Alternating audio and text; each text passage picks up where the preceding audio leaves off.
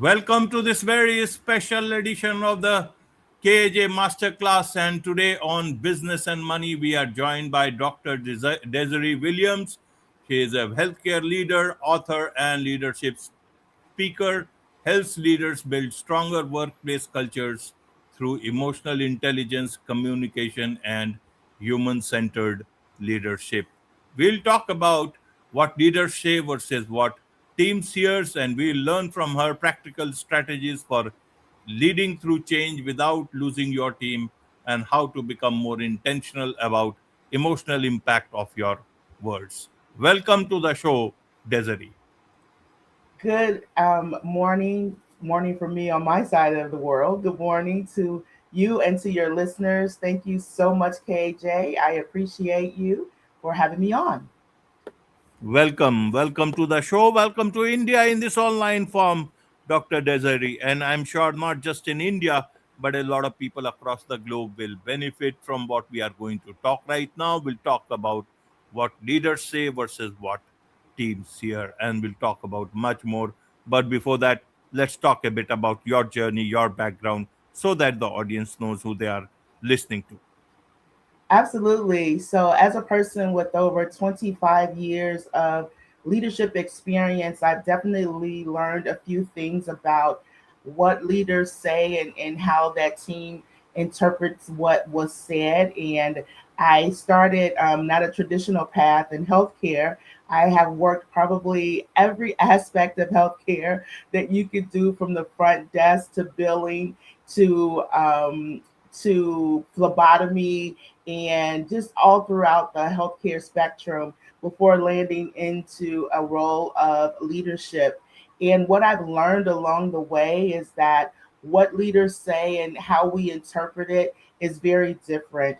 I also had the opportunity to write a book about leadership, and it has really just had an opportunity for me to share with not just the healthcare field, but all leaders, because in leadership, it doesn't matter the field, we're all leading people. They are our most valuable assets. And for me, as a personal journey, I became a mother at an early age.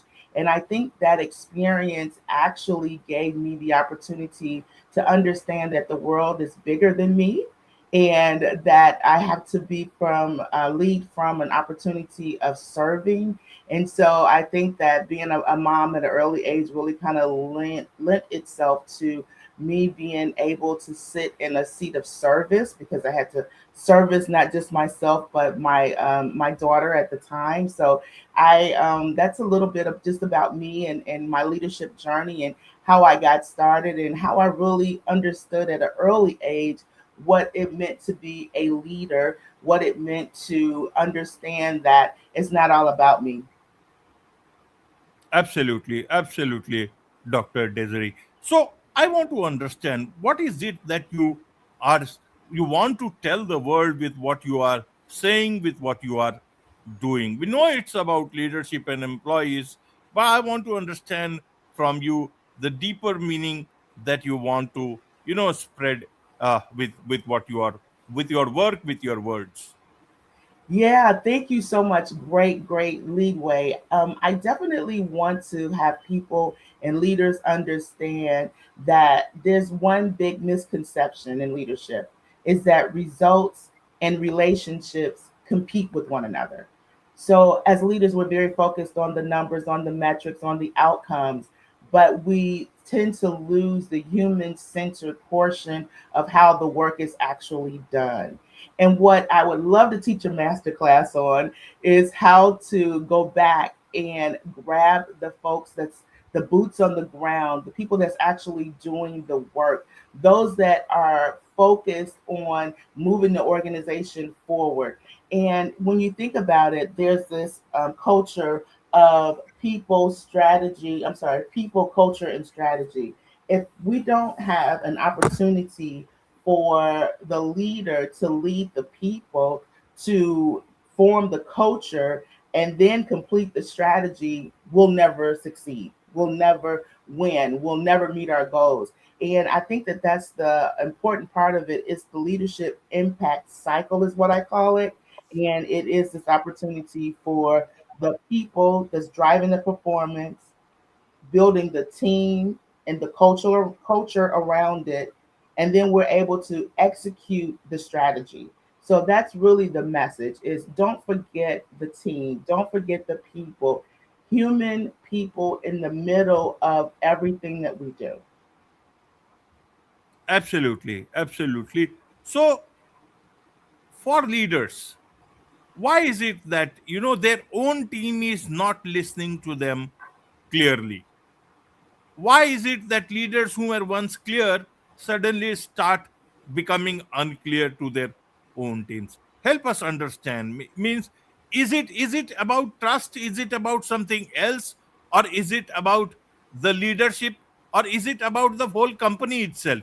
Many a times the leader must be good, but they know leader is also doing a job, and the company culture itself is not good. He will move away very soon. Help us understand from all these dynamics, Dr. Desiree.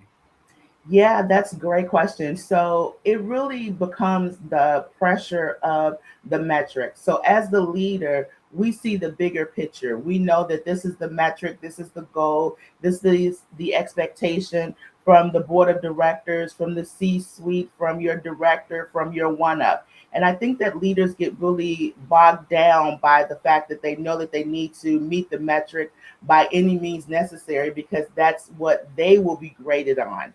And because of that trickle down effect, you lose the perspective of who's actually doing the work to get you there. And so that's why I really believe that this opportunity for leaders to go back and to have accountability, but also capture the psychological safety of the people that's doing the work. Here's the reality, KJ. If we can secure our frontline staff, the team that reports up to us, our jobs will be a lot easier. But the pressure of doing our job well, meaning that we're turning these metrics around, meaning that we are hitting our goals, we are so focused on that we lose focus on the human centered focus of our team. And I think that that's really it. The other part of that is that a lot of leaders, especially like mid managers, they have gained these positions through attrition, meaning that someone left, they're the next ones up, and now they're the leader. And so no one trained them how to lead people. They're leaning into what was done to them. So now we have this cycle of bad leadership, right? Because no one trained them how to lead. They just simply got the job, and now I'm going to mimic what my leader did to me. And I think that that's part of it is that no one stops to go back and say, you've been promoted, now let's train you. Let's teach you how to be approachable. Let's teach you how to lead your team. Let's teach you how to be able to communicate effectively. And I think that we kind of lose some of that. Absolutely. So, how should leaders ensure, whatever the condition is, whether whether the organization demands something else of him or her, or whatever the reason is, how can leaders speak what they mean and also ensure that their words are understood properly by their teams? How is that going to work on the ground? Sure, absolutely. So I love to give practical tips on what leaders can do. Here's an example. A leader may say, we've always done it this way, right? So someone new walks into the organization, they may have experiences outside from their previous life, and they say, nope, we've always done it this way. What that team member hears, what that new person hears is new ideas are not welcome here. They're not accepting new ideas. But you could frame it in a way that says, let's explore together whether this process still supports the goal and the needs of the team. So we can frame it in a way of, yes, we've always done it this way, but you have a new idea. Let's explore that. It invites collaboration and innovation instead of depending on just the status quo. So when we're able to do these practical things, the reframing of it, then we're able to capture more information. The real truth is that yes, you may have always done it this way, but there may be another way that is more productive. And if you take the time to listen, I think that that's one of the first lessons when I'm talking about practical leadership is that ability to listen first, listen before reacting, listen before giving your opinion, asking them to do what you need them to do. Let's have a conversation. And I think that that is where we lose it, is that folks don't want to have a conversation. But you can say these same words and simply reframe it so that it feels inclusive to the person that you're speaking with. And that's going to get you some points. I always talk about you need some points, right? So let's gather some points because eventually I may need you to do something else. And if I have some points in the bank, it'll be easier for me to ask you to do the next task. Absolutely, absolutely, Dr. Desiree. One thing here is that should a leader work more on building trust, or should the leader work more on, you know, making sure that you are using the right words? What should be the focus? I don't think that it should be one or the other. I think it's a combination of both of those things. We should always be working to build trust. When a person doesn't trust their leader, everything that the leader says is taken with a grain of salt, so to speak. So if I'm asking you to do X, you're going to question, I wonder if I'm really supposed to be doing X. I wonder why I'm doing X. I wonder if this is more beneficial to the leader than it is to me and my role. So when you're building this trust, and how do you build trust? It is really by honesty. It is by accountability. It's about having that kind of conversation to say, hey, this is why we're doing it. KAJ, when I tell you that the why of things will help people move forward, and building trust is part of that why. Why are we doing this? Why are we moving in a different direction? Why is this important to the team? Why are we doing it? When we were children, right? Our parents used to be like, "Oh my God, why is the sky blue? Why is the sun hot? Right? Why is the moon there?" We asked so many questions of why, and I gotta tell you, as adults, we still want to know why at the end of the day. And that is how you build trust. You fill in the why, you fill in the gaps, you take away the confusion, you reduce the anxiety, and all the while you're doing that and building the trust, you're getting them to a place where they will automatically understand as soon as you say something, okay, great, I know that there's a reason behind it and I'm happy to jump on board. But we have to take the time to build the trust and explain the why. Absolutely, absolutely. So, how should leaders see when employees go quiet? Is it that their words do not hold any power? Is it that they have lost trust? Or is it that their words are not being able to understand by the employees? I really think that probably a combination, right? So I want to talk just a little bit about the employee perspective of things. You know, when you are moving toward a goal and the employee may not see the end of the goal, right? They see their portion of it, especially in larger organizations. You have larger organizations that have sometimes a lot of competing goals and priorities and tasks. And you just need this subsection of your team to do X while the other subsection of your team is doing Y, and this part over here is doing Z, and no one knows what's happening. So I think it is the leader's responsibility to connect the dots. And sometimes you get so locked in as an employee from their perspective, so locked in on their portion of what you've asked them to do that they are unable to see the bigger picture. But that's on us. That's on leaders to be able to say, here is what the priorities are for this, and this is why. This is a downstream trickle down effect This is going to cascade down to the next part of this goal or this plan. But we don't take the time as leaders to do that. And I understand because we're busy, right? We're busy. We're trying to lead the team. We're trying to communicate effectively. We're trying to listen to our one ups about the goal and whether or not we're meeting it. We're pulling the numbers and the metrics. And I get all of that. But if we don't slow down just a bit to go back and to understand the perspective of the employee, then we will not be able to execute the strategy.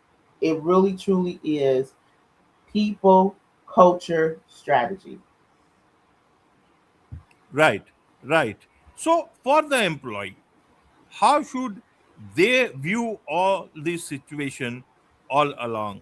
Whoever their supervisor is as a leader, or whoever is the top leadership, whether they are able to or others are able to trust their words, how should they evaluate their existence in their organization and take appropriate steps before they run out of time? Yeah, I talk about those folks who are quietly disengaging. Those folks are who are backing away from the organization, and if leaders are not careful, they won't see the signs. So I say for those employees who are trying to be heard, I would do it in different ways. So if you try to have a conversation with your director, with your manager, with your supervisor, with your senior leader, and you felt like maybe your points were not completely understood or there was opportunity still left on the table that you didn't get a chance to express, I would follow that up with an email. And so now we have two forms of communication. We have verbally stated that we wanted to discuss this decision further, whatever it is.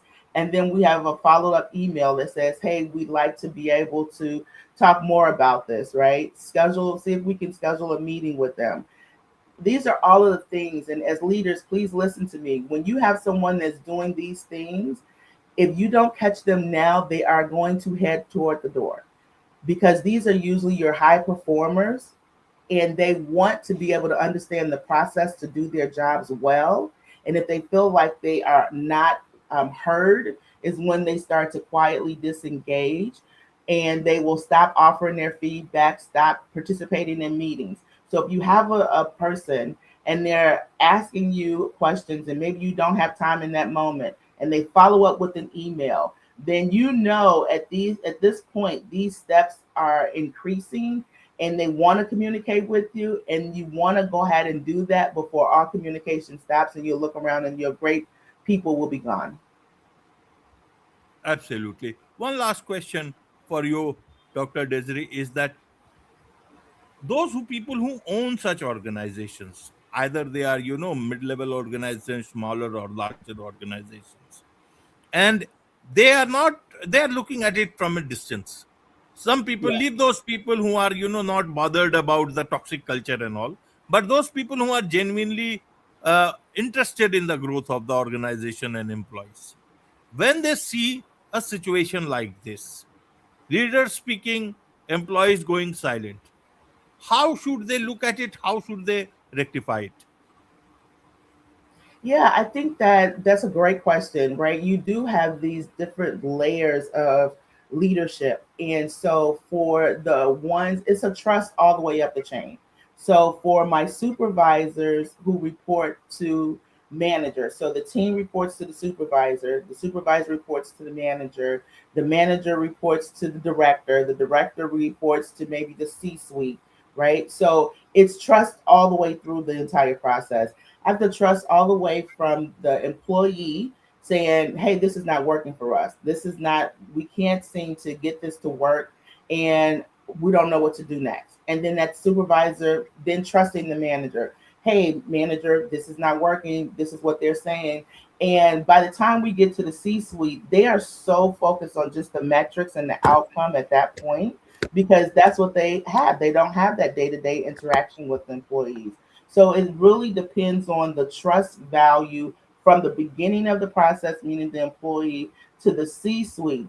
And as a C suite, and we're looking at the numbers, if you start to see a decline in numbers, then we need to take a look at that, right? We need to call in that director, call in that manager, call in that supervisor to find out what is happening. But here's what I say: when you are close enough to the metrics and you are reviewing it and you do see variations, don't wait.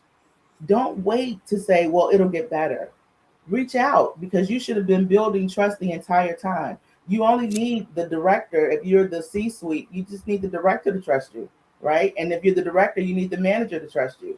And if you're the manager, you just need the supervisor to trust you. If you're the supervisor, you need the staff to trust you, right? So we just need that one trust up to be able to get us to our goals. So when you are so far away and you do see variations as C-suite, as executive directors, as directors, that's the time to start to ask questions about what's going on with the team.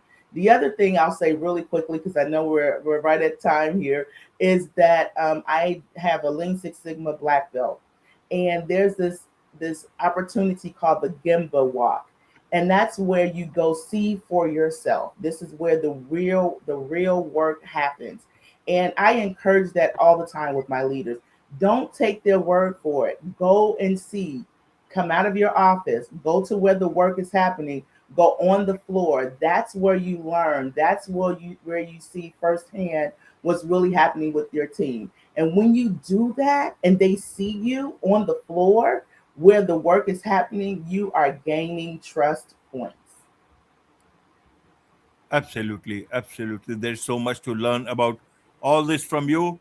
And I'm sure a lot of people, a lot of leaders, a lot of organizations would like to connect with you, perhaps be your client. What's the best way for them to do so? Yeah, the best way to do so is to visit my website at drdesireespeaks.com. That's drdesireespeaks.com. Wonderful. With this, it's a wrap on this very special edition of the KJ Masterclass Live. Thank you so much indeed for joining us. Thank you.